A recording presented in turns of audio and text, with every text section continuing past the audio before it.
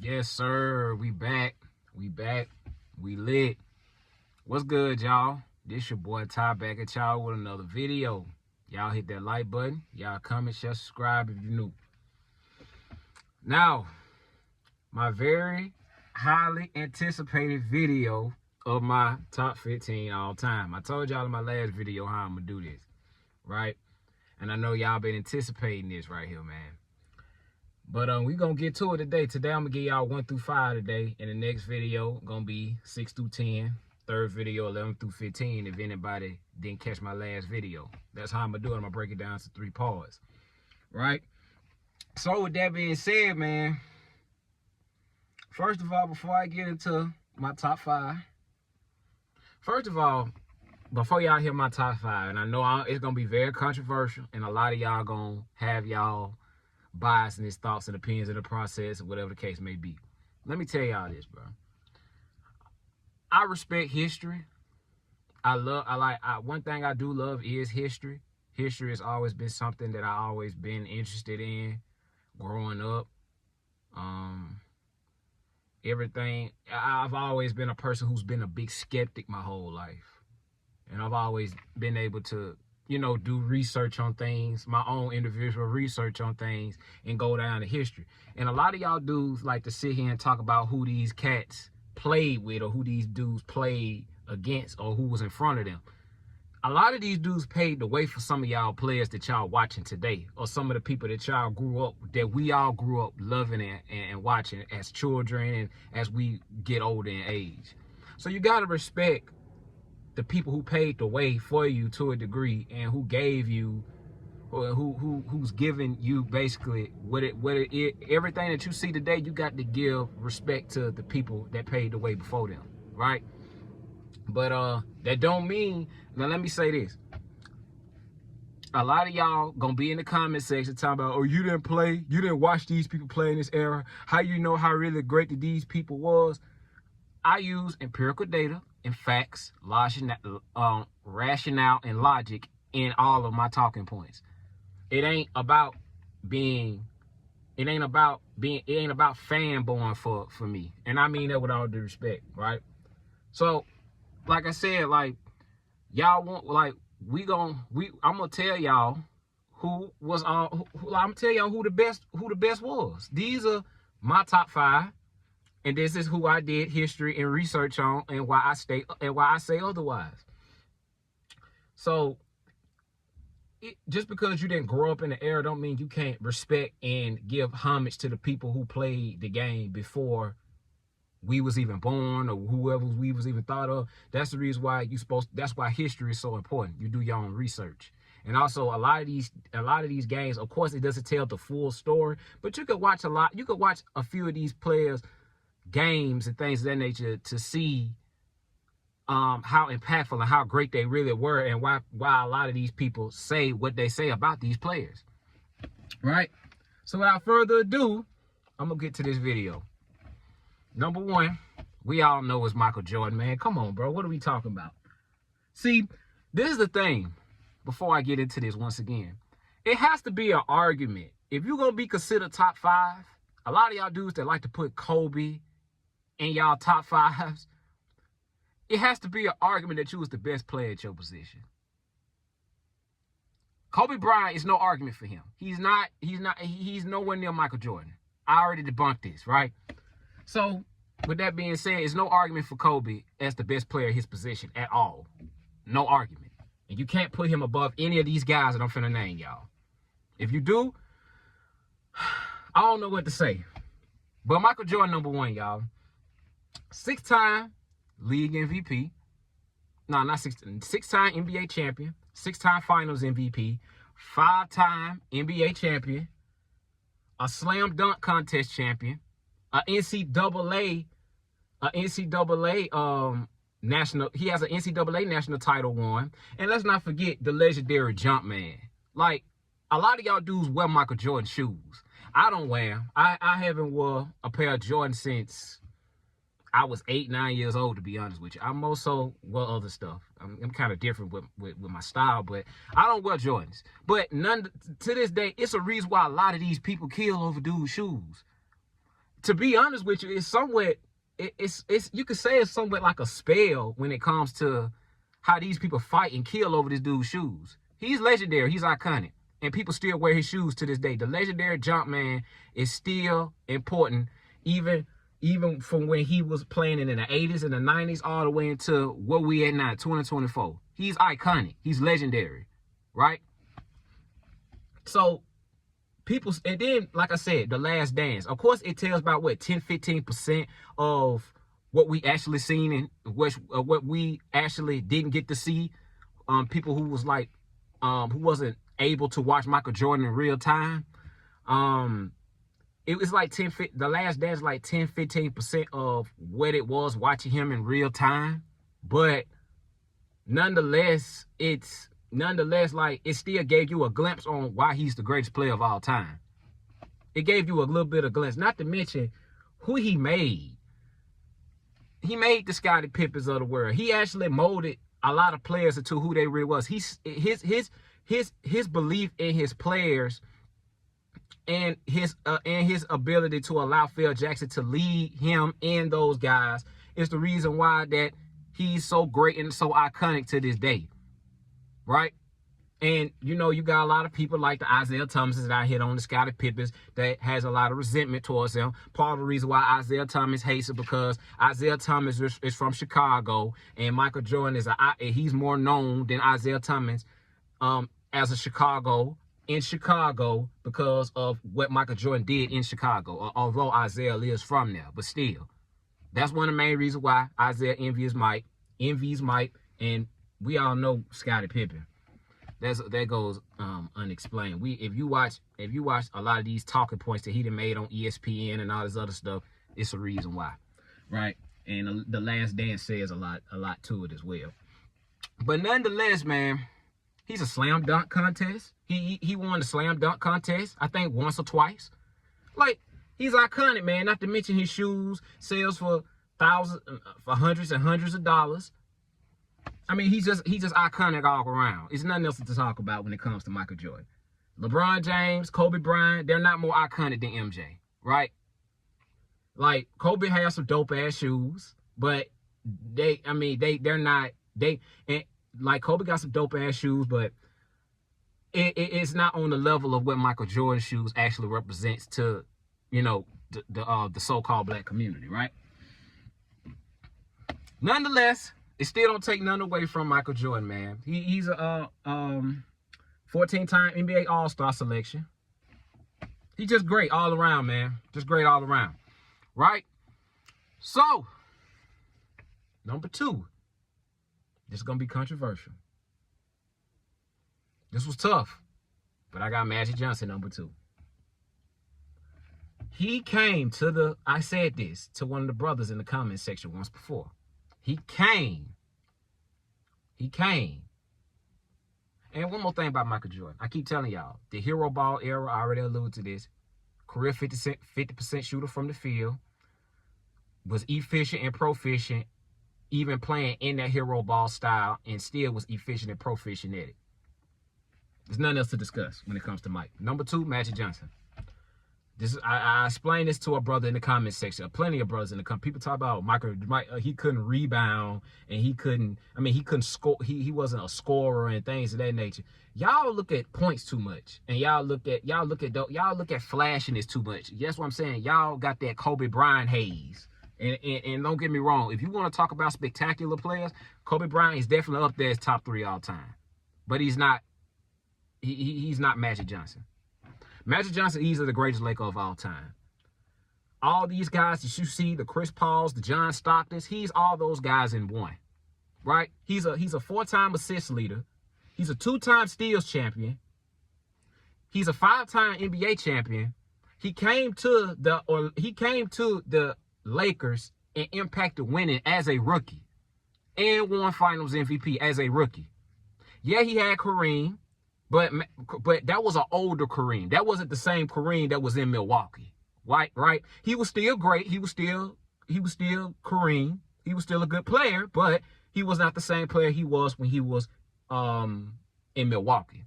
When he was there with Oscar Robertson, right? When he won the championship in '71. He wasn't the same player. He was still good, but he wasn't the same player he was then. So nonetheless, Magic Johnson came to that team as a rookie and instantly impacted winning. Instantly impacted winning. Won Finals MVP. Like I said, he's a 2-time steals champion, 4-time assist champion. He's a very underrated defender. He's a career 52% shooter in the clutch. Very, very underrated clutch player. People don't talk about how great Magic was in the clutch. What else did he do? He got the James Worthys. James Worthy got drafted there. But everything with the Lakers at that time, they became the Showtime Lakers once James Worthy got drafted there. But it was Magic's leadership on and off the floor that made those guys better. Pat Riley handed the keys off to Magic once Kareem got older, right? So it was basically nothing but winning at that point with Magic Johnson. 5-4 in the NBA Finals. A lot of y'all dudes like to put LeBron in y'all GOAT list, but the brother is 4-6. I can't put him in no top 3, top 2 better player than Michael Jordan, and he's 4-6 in the finals. And I like LeBron. I keep telling y'all, I grew up watching LeBron James. I grew up watching a lot of these dudes, but I got to tell the truth. I can't let my eyes deceive me. This channel is gonna be based off the truth about some of y'all favorite players, whether y'all like it or not, right? So, nonetheless, Magic Johnson, he also was an NCAA champion, if I'm not mistaken. Hold on, I wrote a couple of notes down. Let me go to my notes real quick. Let me go to my notes. Let me go to a few of my notes, man. Oh yeah, he did win an NCAA championship. Yep, I was correct. Yep. Yeah. So that's all I got for with Magic, man. He impacted winning as a rookie. He won Finals MVP as a rookie. 5-time NBA champion. 3-time Finals MVP. 2-time assist lead. 2-time he won the he's a 2-time. People don't talk about Magic's defense. He won he's I said it. He's 2 times. He's a 2-time all-time steals leader, right? And he's a 4-time assist champion. All these guys that y'all see, the Chris Pauls, whoever the case may be, the John Stocktons, and whoever it is that I can't think of each and every last one of them, y'all forgive me, but he's all those guys that won. Easily the greatest Laker of all time. So I got to give homage to that. Right? Number 3. I got Bill Russell.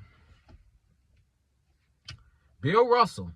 People want, this was controversial too. People want to talk about he played with plumbers. He played in a league where it was no free agency and things of that nature. I keep telling y'all play who's in front of you. It ain't these guys' fault. I told y'all, either one of these guys, every last one, the Michael Jordans, the Magic Johnsons, the Bill Russells, all these guys, even in this era, will dominate. Any era you put them in, they will dominate. It's not these people's fault that they playing with plumbers. You play who's in front of you. They were still great. So, 11-time NBA champion. One of the greatest athletes of all time. He's a better athlete. He's one of you could see, Bill Russell is one of the most gifted and greatest athletes of all time. One of the best rebounders of all time. And people like to look at his numbers. No, he wasn't the best shooter. He wasn't the best scorer of the basketball and things of that nature. But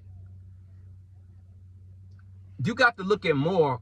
You got to look at more of his impact on the or you got to look at what more did he impacted on the game of basketball. It wasn't just about the points and scoring. Y'all get caught up in too many of the analytics of points, scoring, and all this other stuff.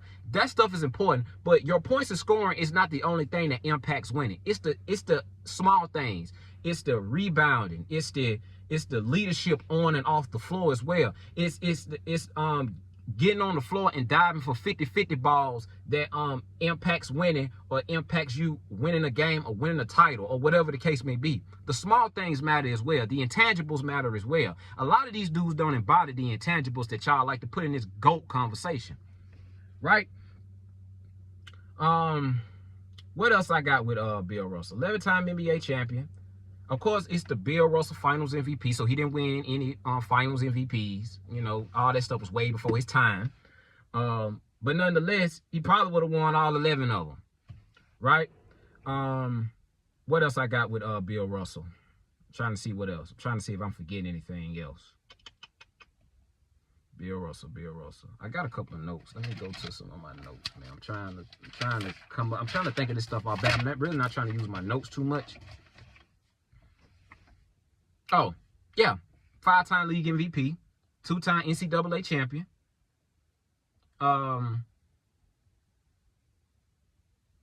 He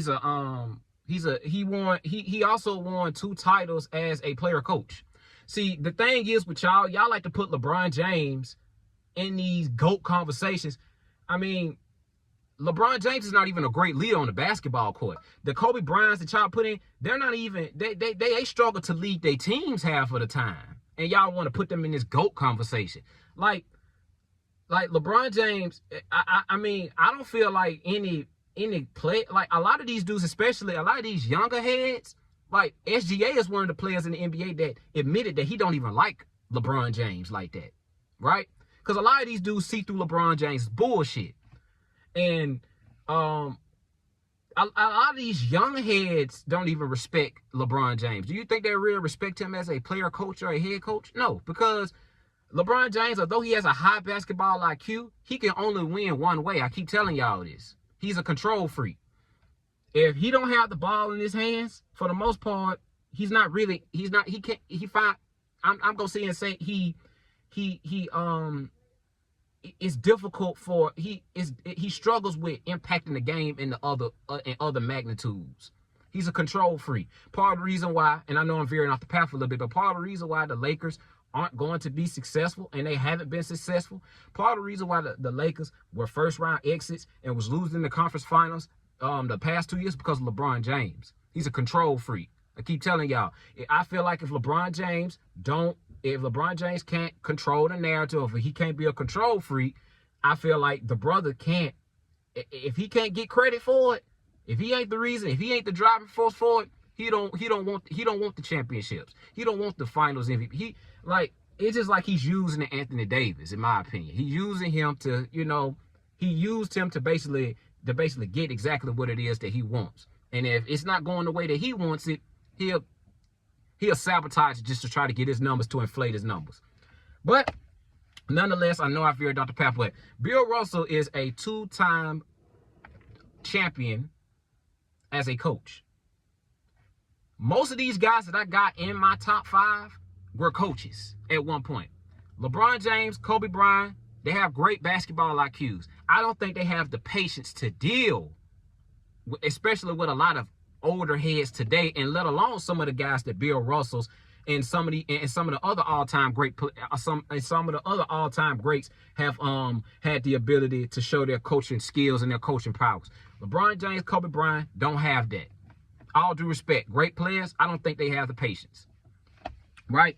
So Bill Russell, one of the greatest athletes of all time, 11-time NBA champion, 2-time champion as a player coach, one of the greatest, or the greatest defender of all time. Like, he's number 1. Nobody is a close second to Bill Russell. Right? So that's my number 3. Number 4, I have Kareem Abdul-Jabbar, 6-time NBA champion. I think he's a 2-time league MVP. He's a 2-time finals MVP. NBA champion, led his own team to the championship. The Oscar Robertson, the Bucks in 71. Great player. He was 70, I believe he was undefeated. He was undefeated as a when he played in college, I think UCLA, he was undefeated. there. Excuse me, y'all. And he also was like, he has a career 79-2 record, a 70-2 record in college, in high school. Before he went to college, he was a winner in college. I mean, he was a winner in high school as well. He won multiple titles as in high school. He won 2 NCAA championships as a when he was a UCLA Bruin, if I'm not mistaken, right? And Kareem, like, one of the most unstoppable moves in the history of basketball, like, Kareem was him. And like I said, yes, he played a big part in. I'm not taking none away from what Kareem did as a Laker. He was a great Laker. He was an all-time great Laker. But he didn't win until Magic got drafted there. He didn't win again after 71. Magic didn't win again. I mean, Kareem didn't win again until he got Magic. That's why I got Magic over him, right? But it's very controversial. You could argue Kareem over Magic. I'm not saying that because Kareem was great, but I still got Magic Johnson over Kareem due to that. And what else I got for Magic? I mean, what else I got for Kareem Abdul-Jabbar, man? Let's see what else I got. Yeah, I already mentioned he's an NCAA champion. I think he won 2-3 times as an NCAA champion. All-time leader in field goals made. Second leader all-time in scoring. Until LeBron broke it 2 seasons ago. I mean, it took LeBron James 20 damn seasons to do it, but nonetheless, a lot of these, and that's the reason why I can't have LeBron in this conversation, because I keep telling y'all the years that he keep playing, it keeps making it worse for his quote-unquote GOAT case. I keep telling y'all this because a lot of these dudes broke these records in less time than LeBron, right? 2-time Finals MVP, 19 NBA